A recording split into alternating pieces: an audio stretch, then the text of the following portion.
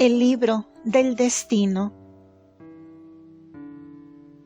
Episodio número 14. Cuarta carta. Al ángel de la iglesia de Tiatira. Versículos 18 al último. Versículo 18. Tiatira es actualmente llamada Akhisar y tiene una población de como 22,000. Estaba entre 80 y 96 kilómetros al sureste de Pérgamo y en un camino directo a Sardes. Fue nombrada así por los seleucidas. Originalmente fue una colonia griega, situada en el valle entre el río Caico y las montañas Hermo. Estaba dentro de los confines de Lidia, pero a veces contada como una ciudad misiana. Los romanos la tomaron cerca del año 190 a.C. El hecho la desarrolló en un comercio de lo más exitoso, aunque la ciudad no tenía la importancia de Éfeso, Esmirna o Pérgamo. Tenía muchos gremios comerciales, como panaderos, teñidores, curtidores, vendedores de ropa, alfareros, trabajadores de lino, zapateros, herreros, trabajadores del bronce, etc. Los hechos nombran a una distribuidora de púrpura llamada Lidia, en el capítulo 16, versículo 14. No había adoración al César en Tiatira, pero había un templo del Apolo Turimneo y otro de Artemisa, y un santuario a Sambate, una síbila oriental. San Epifanio declara que al inicio del siglo III casi toda Tiatira era cristiana. De las advertencias de San Irineo contra las herejías, libro 1, página 33.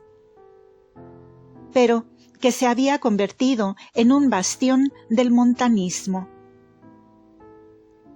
Puede que la iglesia de Tiatira no haya sido extensa, pero sí firme. Ni los judíos ni los paganos causaban ningún problema, pero sufrían problemas dentro del rebaño, como la carta muestra, desde herejías hasta los vicios de paganismo e idolatría. Cristo recuerda al obispo su título de Hijo de Dios, el cual abarca todos los atributos divinos. Prepara al lector para un tono severo en la carta. Habla con autoridad divina como el que tiene el poder de cumplir sus amenazas. Tiene ojos como llamas de fuego, que nos recuerda al capítulo 1, versículo 14, e intima su omnisciencia. Alude a Ezequiel y la abominación de idolatría, secretamente practicada en el templo, donde Dios ha aparecido a los ojos del profeta a la semejanza del fuego. Afirma que lo que se menciona en el versículo 20 se hace secretamente y se mantiene oculto al obispo, que no es lo suficientemente vigilante. Nada se esconde a los ojos de Cristo, que todo ven. Sus ojos flamean con justa ira contra las profanaciones en su iglesia, y sus pies, semejantes al bronce bruñido, erradicará esta congregación. Su conocimiento traerá a la luz todos los fraudes religiosos y expondrá a los que están atados al pecado en sus corazones. Penetrará los huecos secretos en los cuales Jezabel practica sus abominaciones y sondeará las profundidades de Satanás. Versículo 19. Enumera 4 obras dignas de alabanza al obispo y a su congregación: fe, caridad, ministerio y constancia. Su fuerte fe es el motivo de esta actividad y da una razón y tono sobrenatural a todas sus grandes obras. Y por lo tanto, sus últimas obras se han vuelto más numerosas que las primeras. En contraste con las obras del obispo de Éfeso, aquí se encuentra un verdadero progreso. El obispo de Tiatira ha practicado la abnegación. La caridad es la más alta expresión de la fe de cualquier persona, y el obispo recibe una generosa alabanza por ella. Su amor le ha urgido a trabajar por la conversión de la comunidad. Se ha expresado en servicio de los necesitados, al administrar el ingreso de la Iglesia para el alivio de los pobres, y en ilustrar e instruir a aquellos dentro y fuera del rebaño. Ha sido paciente con el error y con aquellos que son débiles en la fe y que no son un reconocimiento para el rebaño. Ha trabajado incansablemente. La palabra paciencia literalmente significa afanarse pacientemente. En consecuencia de todo esto, él ha progresado en la gracia y por lo tanto ha podido hacer mejores obras. Al crecer su capacidad para la gracia y trabajar por una intención de mayor pureza. Así que en todo sentido son mayores sus obras presentes.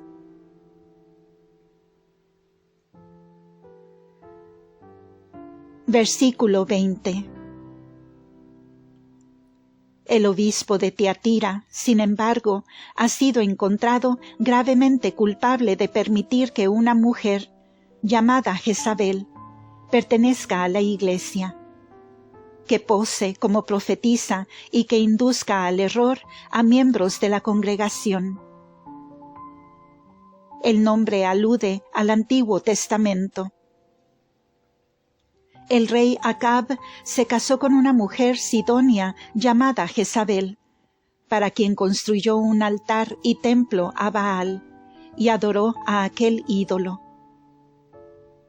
Aquí, la mujer llamada Jezabel, que se hacía pasar por profetisa, se había ganado la entrada a la Iglesia. Puede que haya tenido la función de diaconisa y que se haya ganado una gran influencia y seguidores. El obispo podría haber temido un cisma abierto si la excomulgaba. Por lo tanto, debe haber tolerado que perteneciera a la Iglesia y que tuviera una función en la enseñanza, conduciendo a las mujeres al error, tal vez sacrificando en el santuario a la síbila caldea Asambate y comiendo de las carnes dedicadas al ídolo. Ha de haber entrado a la Iglesia como Simón el Mago, solo por beneficio. Esta Jezabel obró bajo la apariencia de una profetisa. Tal vez el obispo fue engañado y no estaba completamente consciente de sus abominaciones. La atención que nuestro Señor le da a sus flameantes ojos indicaría un secretismo. Fue, en efecto, una apostasía del culto al sacrificio eucarístico y de la comunión. Los ojos flameantes de Cristo la sacarán a la luz y la darán a conocer públicamente. Nadie que sea un idólatra puede ser miembro de la Iglesia.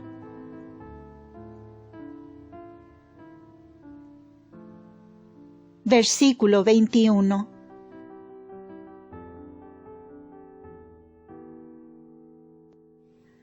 La palabra griega dar está en el tiempo auristo, que sugiere que ella no ignoraba que le pudiera venir una sentencia. Sin embargo, permaneció obstinada. Y los que se adhirieron a ella conocían las admoniciones, por lo que eran tan culpables como ella, porque su obra continuó por algún tiempo. Los profetas y profetisas eran usualmente maestros ambulantes. Así que esta mujer pudo haber intentado su obra nefaria en algún otro lugar, pero sin encontrar tolerancia. Mas después encontró entrada en Tiatira. Ver Didache 11 y siguientes. Dios no la castigó inmediatamente, dándole tiempo para arrepentirse. Pero el obispo no tenía derecho a permitirle enseñar. Ella abusó del largo sufrimiento de Cristo, y siendo exitosa en su proselitismo, se rehusó a hacer penitencia o a abandonar sus obras.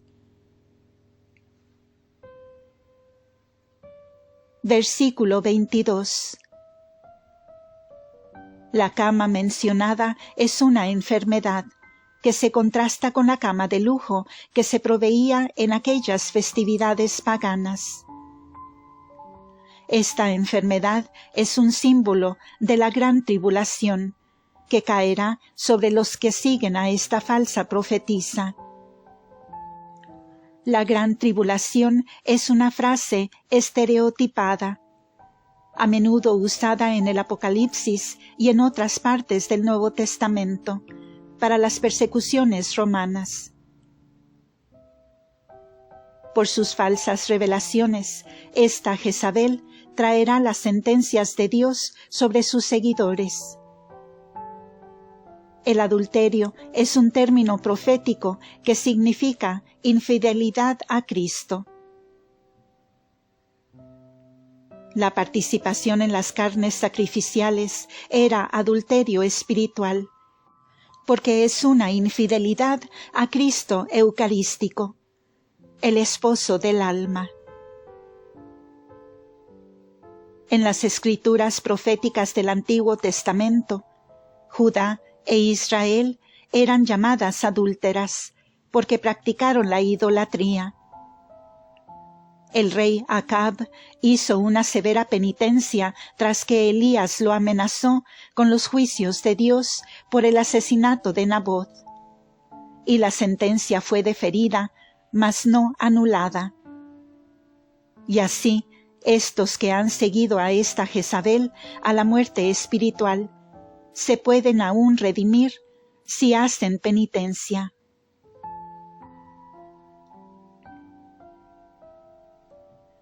Versículo 23. Así como Elías amenazó con la extinción de la posteridad de Acab, así la plaga golpeará a la progenie espiritual de esta nueva Jezabel. Será un castigo manifiesto, como las sentencias a los seguidores de la bestia, y el atributo de los ojos como una llama de fuego se hará manifiesto a todas las iglesias. Estas abominaciones practicadas secretamente le darán a Cristo la oportunidad de probar que nada se le puede esconder, y que Él guía los destinos de la Iglesia. En el Antiguo Testamento se imaginaba que el corazón era la fuente de los pensamientos, y los riñones la de los afectos.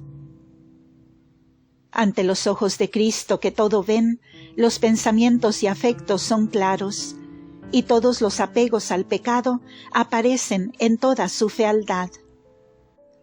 Él se atribuye la divinidad reclamando el mismo conocimiento de todos los secretos como Yahvé en el Antiguo Testamento. Las palabras que habla son casi literales a las de Jeremías. Además de su omnisciencia, nuestro Señor extiende su poder y derecho como juez para dictar sobre todo hombre, de acuerdo a sus obras.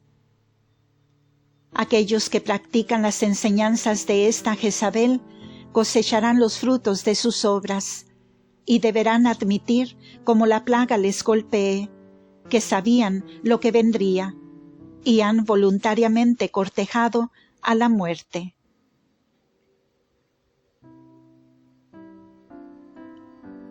Versículo 24. Nuestro Señor dice al obispo y al resto que no están contaminados con esta doctrina, que de ellos no demandará nada más que mantenerse al margen y permanecer fieles. Aquí el resto pueden ser los paganos, como en otros lugares en el Apocalipsis y en las cartas de San Pablo, tanto como los fieles que no han sido contaminados con las prácticas de la falsa profetisa. Los que han conocido las profundidades de Satanás eran las sectas gnósticas, que se jactaban de las profundidades de su conocimiento. Estos sectarios pretendían tener conocimiento de profundidades divinas que los fieles no tenían. Las profundidades de las que tienen conocimiento, nuestro Señor les dice, no son las íntimas cosas de Dios, sino que son las profundidades de Satanás. Son simplemente las estrategias por las cuales Satanás los engaña, al imaginar que tienen un conocimiento más profundo de los misterios divinos que los fieles. Sus afirmaciones son a las que San Irineo llama fraudes. Cito: extienden profundos e indecibles misterios a oídos intrépidos. De su libro Adversus Hereses. Libro 2, página 21, número 2.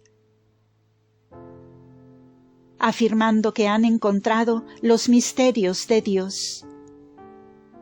Libro 2, página 22, número 3. Fin de cita. Tertuliano dice que ellos ocultaban lo que predicaban, y si de buena fe les preguntas qué quieren decir, ellos dicen, es demasiado profundo, y fingen conmiserarse con aquellos que ignoran sus secretos. Conocen las profundidades de Satanás, porque se oponen a la verdadera teología y misterios e inducen al error a sus incautos hacia un conocimiento y misticismo ilusorio. Las palabras de nuestro Señor, de que no pondrá otra carga sobre ellos, parece apuntar a los decretos apostólicos ordenados por el Concilio de Jerusalén. La cláusula, sin embargo, puede ser sólo una correspondencia accidental, en términos con la de los Hechos de los Apóstoles. Podría sólo significar que los cristianos en Tiatira han vivido una vida tan ejemplar que sólo necesitan mantenerse alejados de las profanaciones de los jezabelitas para cumplir con todas las expectativas de nuestro Señor.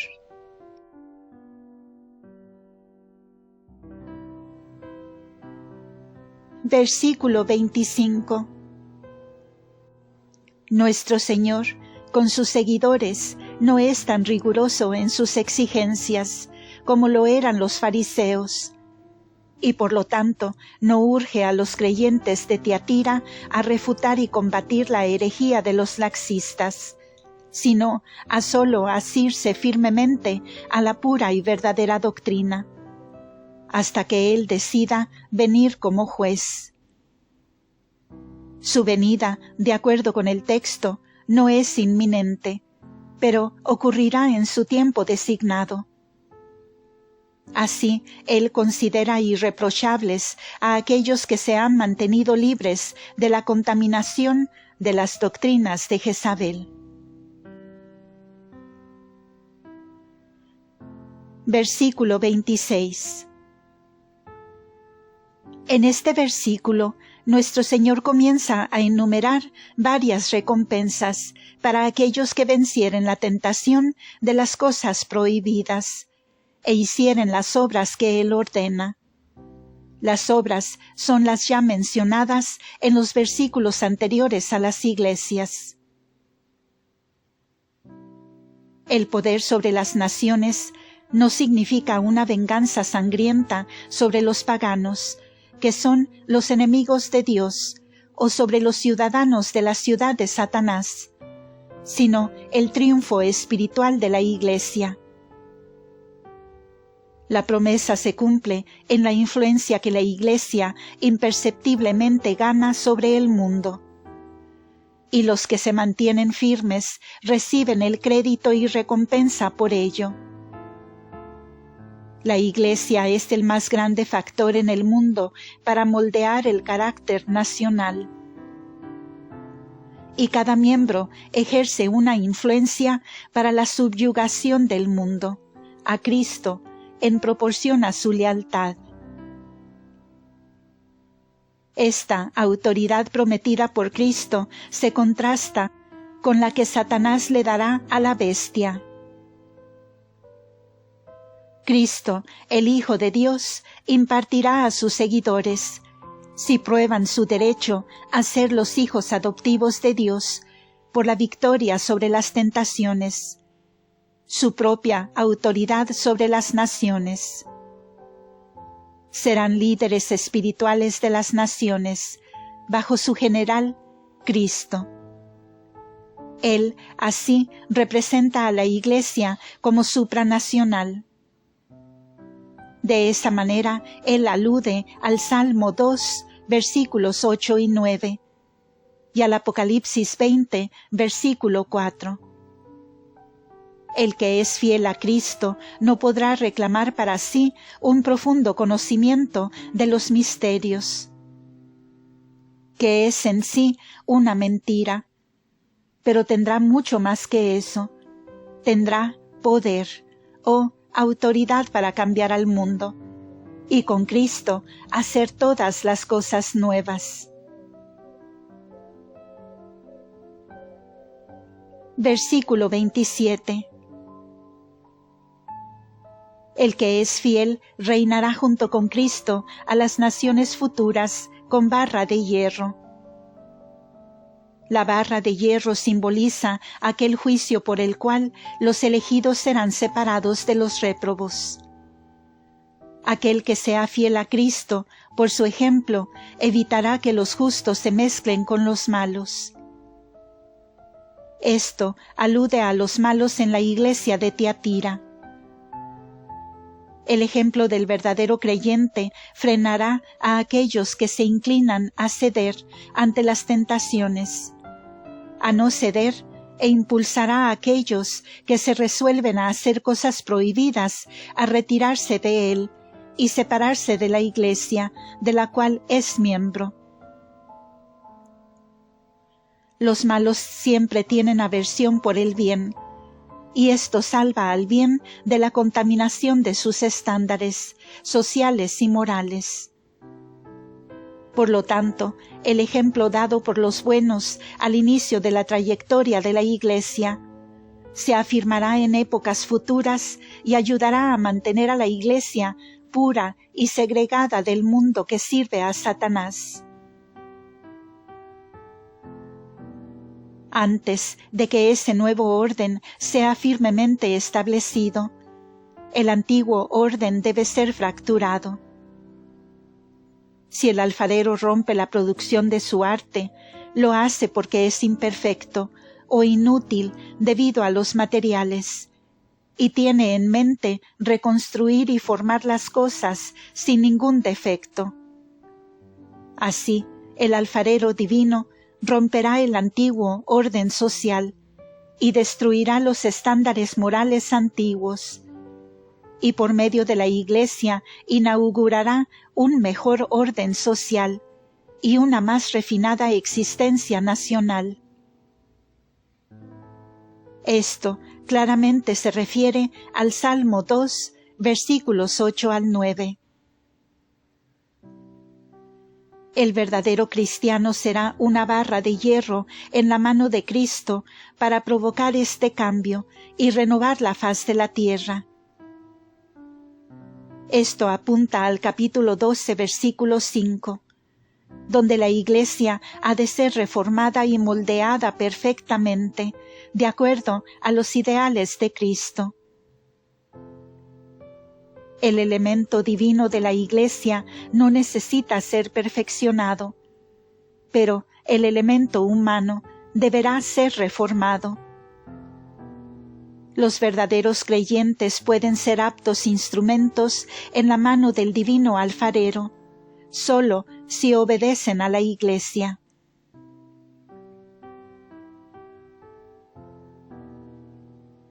Versículo 28. Cristo les dará las anteriormente mencionadas prerrogativas a sus seguidores, como Él las ha recibido de su Padre. Y además de eso, Él les dará otra distinción: la estrella matutina. Él es la estrella matutina del eterno día que seguirá a la parusía. Christus est stella matutina, qui nocte seculi transacta lucem vitae sanctis promittit et pandet eternum. ¿Qué significa? Cristo es la estrella de la mañana, que tras la noche del siglo promete y ofrece la luz de la vida a los santos y la eternidad. Palabras de San Beda. La estrella matutina es la estrella más luminosa en los cielos. Recibe su luz del sol y es el seguro presagio de la salida del sol. El alma fiel será también el presagio de la completa luz de Dios que iluminará al mundo, cuando los 1000 años de Cristo comiencen.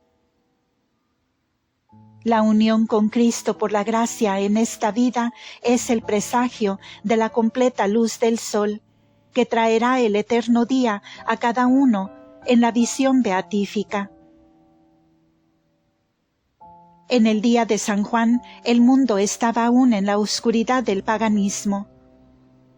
Cada congregación es una lámpara en medio de esta oscuridad, y cada cristiano que lo arriesgaba todo y permanecía fiel, al evitar las abominaciones del paganismo, y vivía con las enseñanzas de Cristo, era una luz profética o estrella que pregonaba la llegada del gran día de Dios.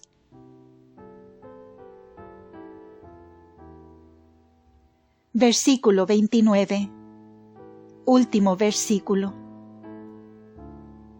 Lo que Cristo prometió a la iglesia de Éfeso bajo la figura del árbol de la vida, a la iglesia de Esmirna en la corona de la vida, y a la iglesia de Pérgamo en el maná escondido, lo promete aquí con la estrella matutina. Lo promete igual a Sardes con los vestidos blancos, a Filadelfia al ser un pilar en el templo, y a la Odisea en cenar con él.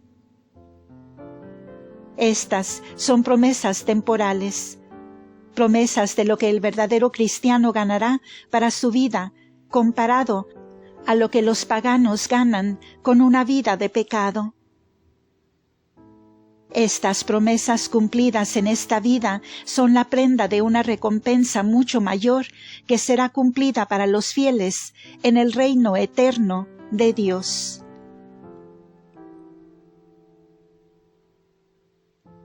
Fin de este episodio. Aquí termina la carta a Tiatira. El libro del Apocalipsis continuará siendo explicado en el siguiente audio. Gracias por escuchar.